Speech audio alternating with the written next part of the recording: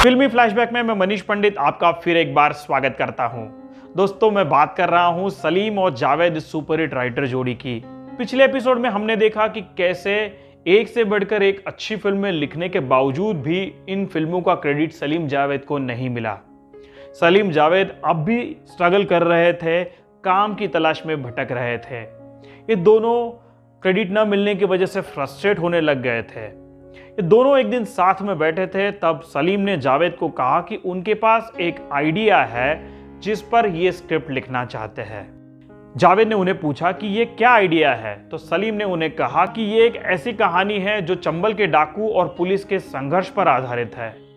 इस पर जावेद ने कहा कि इससे पहले कई बार डाकू और पुलिस के संघर्ष की फिल्में बन चुकी है, तो ये फिल्म अलग कैसे होगी। इस पर सलीम ने कहा, बात तो सही है तुम्हारी, पर इस फिल्म को वो अर्बन ट्रीटमेंट देना चाहते हैं जहां पर डाकुओं की जगह स्मगलर्स लेंगे और ये संघर्ष स्मगलर और पुलिस के बीच होगा। जावेद ने कहा, भाई आइडिया तो अच्छा है, इससे पहले तुमने इस पर काम क्यों नहीं किया। तो सलीम ने कहा, इससे पहले इस आइडिया पर मैं काम कर रहा था। इस आइडिया को मैंने धर्म पाजी को सुनाया था, जिन्हें यह आइडिया बहुत पसंद आई थी। तो फिर धर्म जी ने क्या कहा, जावेद साहब ने पूछा। सलीम ने कहा, धर्म जी को यह आइडिया तो बहुत पसंद आया। वो चाहते थे कि अजीत इस फिल्म को प्रोड्यूस करे और प्रकाश मेहरा इसे डायरेक्ट करे। फिल्म के स्क्रिप्ट पर उन्होंने काम करना शुरू भी कर दिया था, पर प्रकाश मेहरा और अजीत के बीच में बार बार झगड़े होने लग गए। इस वजह से आखिरकार अजीत ने अपने हाथ खींच लिए, क्योंकि अजीत ने बैकआउट कर लिया। धर्मपाजी ने भी फिर इस फिल्म को नहीं किया। इस पर जावेद ने कहा, तो क्यों ना इस आइडिया पर अब स्क्रिप्ट लिखी जाए। इन दोनों ने इस आइडिया पर स्क्रिप्ट बनाने की ठान ली और कुछ ही दिनों में दोनों ने मिलकर इस आइडिया को स्क्रिप्ट में रूपांतरित कर दिया और ये फिल्म थी जंजीर। अब इस स्क्रिप्ट को ये अलग अलग कलाकारों को सुनाने लग गए।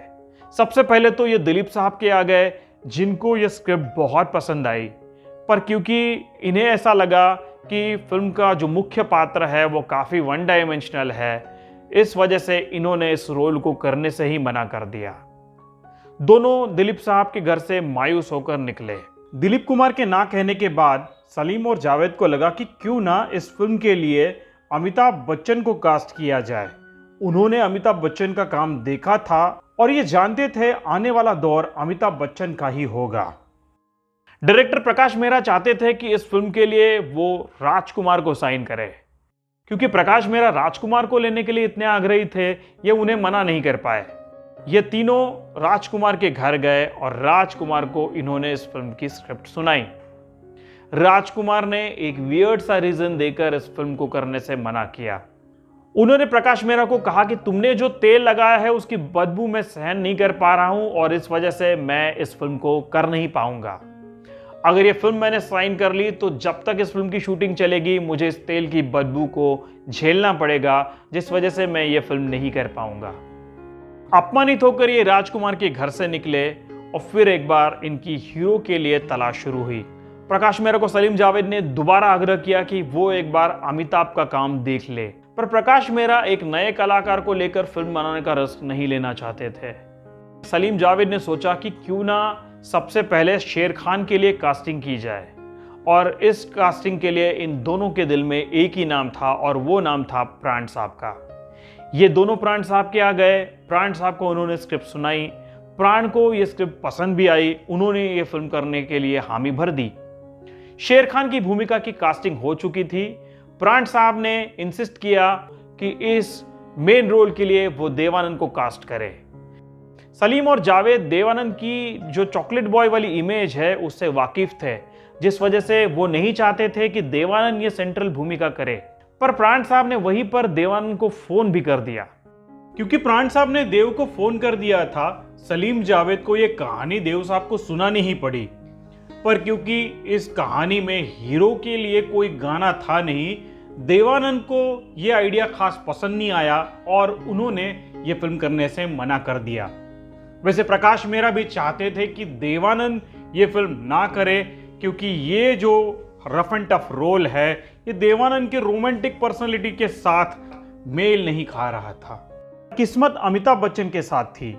इसी बीच प्राण के बेटे ने अमिताभ बच्चन की बॉम्बे टू गोवा देख ली थी और वो अमिताभ से बहुत इंप्रेस लग रहे थे। उन्होंने प्राण साहब को कहा कि ये बॉम्बे टू गोवा फिल्म जरूर देखे और इस नए एक्टर की अदाकारी भी देखे। प्राण ने जब अमिताभ जी का काम देखा, उन्हें भी ऐसा लगा कि प्रकाश मेहरा ने यह फिल्म देखनी चाहिए और अमिताभ बच्चन को जंजीर के रोल के लिए कास्ट कर लेना चाहिए। प्रकाश मेहरा को जब प्राण ने इंसिस्ट किया, तब प्रकाश मेहरा अमिताभ बच्चन की ऑडिशन लेने के लिए मान गए। स्क्रीन टेस्ट के दौरान अमिताभ बच्चन पास हुए और अमिताभ को ही प्रकाश मेहरा ने साइन कर लिया। हीरोइन की भूमिका के लिए जया भादुरी को कास्ट किया गया, जो उन दिनों अमिताभ बच्चन को डेट कर रही थी। जया भादुरी एक एस्टैब्लिश स्टार थी और क्योंकि फिल्म में अमिताभ बच्चन नए थे, जया भादुरी के होने से फिल्म की वैल्यू थोड़ी बढ़ सकती थी। यह फिल्म बनकर तैयार हो गई, पर इस फिल्म की मध्यवर्ती भूमिका एक नया एक्टर निभा रहा था। इस फिल्म को वितरकों ने खरीदने से मना कर दिया। प्रकाश मेहरा को इस फिल्म को बेचने में काफी परेशानी हो रही थी। इस बीच जीपी सिप्पी साहब को यह फिल्म दिखाने का आग्रह सलीम और जावेद ने प्रकाश मेहरा को किया। सलीम जावेद चाहते थे जीपी सिप्पी साहब अपने आने वाले फिल्म के लिए अमिताभ बच्चन को साइन करें, पर अमिताभ बच्चन उस वक्त नए एक्टर थे और उनका काम जीपी सिप्पी साहब ने नहीं देखा था। इस वजह से अमिताभ बच्चन को कास्ट करने की दिलचस्पी वो नहीं दिखा रहे थे। पर सलीम जावेद ने अपने पैसे डालकर जीपी सिप्पी साहब के लिए जंजीर का एक स्पेशल शो आयोजित किया।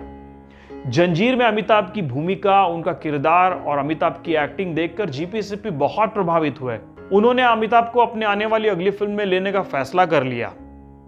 इंडस्ट्री में यह बात रातों रात फैल गई, जिसका फायदा जंजीर को भी हुआ। वितरकों ने यह सोचा कि जीपी सिप्पी साहब अगर एक नए एक्टर पर भरोसा कर रहे हैं तो यकीनन इस एक्टर में कुछ बात होगी।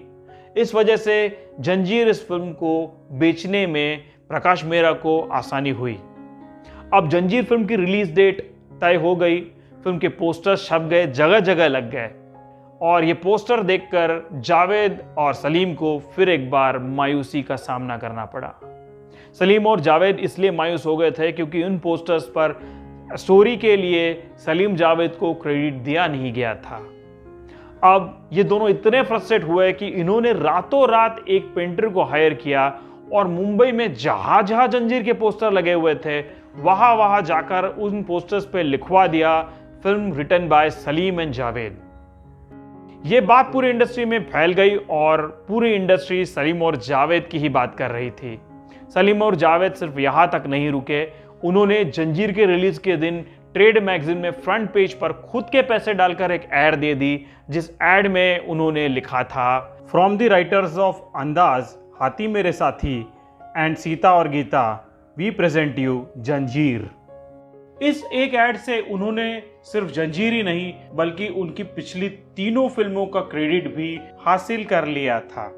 जंजीर इस फिल्म ने शानदार सक्सेस हासिल की, जिसका श्रेय सलीम और जावेद को मिला और सलीम और जावेद सुपरस्टार राइटर जोड़ी बनकर उभरे। इनके लाइफ की और रोचक कहानियां बताऊंगा पर अगले एपिसोड में। तब तक के लिए मैं मनीष पंडित आपसे इजाजत चाहता हूं। धन्यवाद।